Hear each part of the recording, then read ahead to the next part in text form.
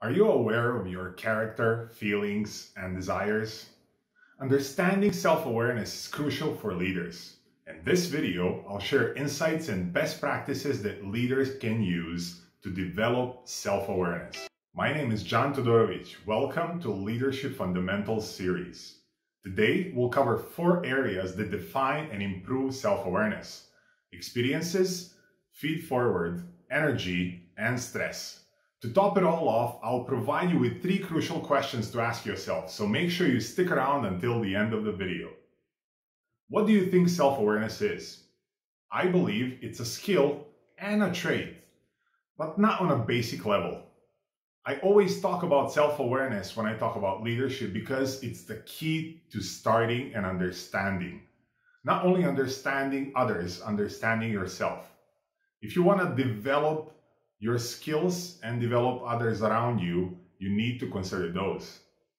It's also in reference to objective and subjective opinions, because we can never truly be objective because of that little voice in the back of our minds. You can look at a few things to improve yourself today and in the future. To do that, it's essential to look at all the experiences that you went through and who you were in the past. What does that mean? Think about all the work you've done, all the habits that you had, and all the essentials that you have achieved. Then, consider how did they contribute to the overall success in your life. Were you successful because you were doing A, or were you unsuccessful because you were doing B? Consider those and then review how you can improve in the future just by reflecting and understanding, because that's one of the essences of self-awareness. Some people suggest writing down your weaknesses and looking for areas that you are not good at. I would highly recommend that you examine the areas that you are strong at first. Then, instead of looking into the weaknesses, think about the areas for improvement. This means that it's not the area that you're good at, but at least it's something that you're knowledgeable of. That way, you don't focus on something that is not bringing you any good. Another area that you can evaluate is what energizes you. What gives you energy to succeed every day? Is it that cup of morning coffee? Is it knowing that you've helped someone? Can you think of any other example? Let me know what energizes you by typing it out in the comments section below. Then, on the other hand, examine what pulls the energy away. How does that contribute to your life's overall success? Is it spending time with the wrong people? Is it spending too much time on social media? Is it not watching enough educational videos? Assess the areas that bring you energy and the ones that drain it away, and then compare them so that you will understand better. Your perception of those areas will bring you valuable feedback. Are you regularly asking for feedback? If you are, how are you taking note of it? Are you improving right away? If not, consider acting on that feedback. I frequently ask people on how to improve, and they regularly suggest something.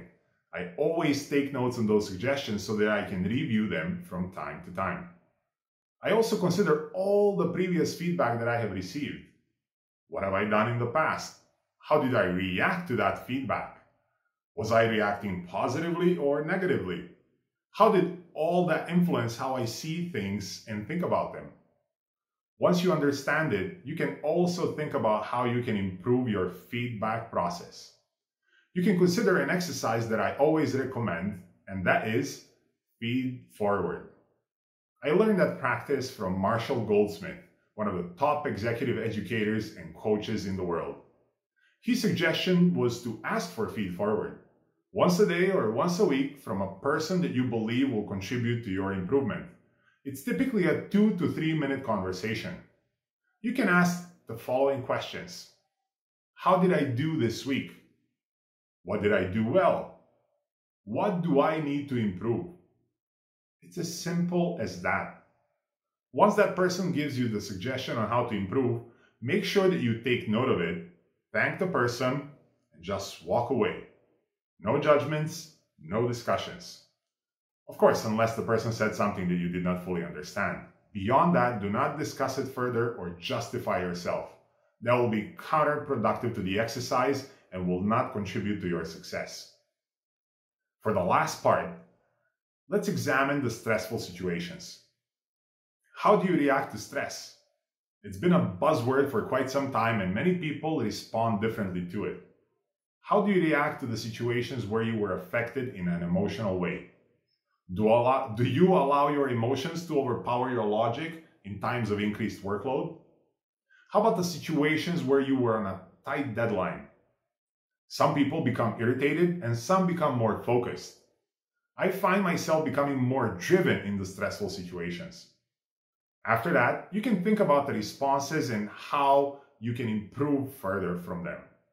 It's essential to keep your cool during those stressful situations so your logic will stay in control rather than losing it. Remember about those 3 pointers? Let's take a deeper dive into self-awareness realm. There are 3 questions to help you get better at self-awareness. The first one is, who am I? Think about who you are as a leader, and that will help you understand not just who you are, but also your level of self-awareness. At which point of your life's journey are you now as a leader? The second question would be, what do I know? It's critical for self-awareness to understand what you know and what you don't know. Where are you in the terms of learning experiences? That's one of the things that always fascinated me early on. It's just the understanding of what I don't know and my limitations. Not limitations in a negative way, it's just the fact that I'm not capable of doing something because I haven't explored that avenue yet.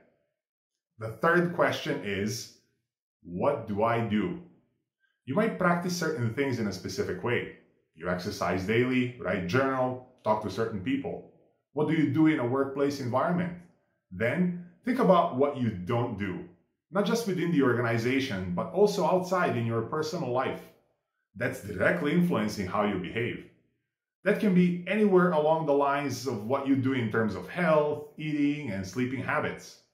Think about all those aspects because they will help you understand yourself better. Remember the 3 questions? Who am I? What I know? And what I do. Leaders develop with effective skills, especially when they're aware of those skills. Self-awareness is crucial. Do you believe that self-awareness is a skill or a trait? What is self-awareness in your own terms? How do you practice self-awareness in your life or career? Let me know in the comments below, and don't forget to subscribe and give that like button so that you can stay up to date with the leadership topics on self-awareness and similar. Thank you for watching this video, and I'll see you next time.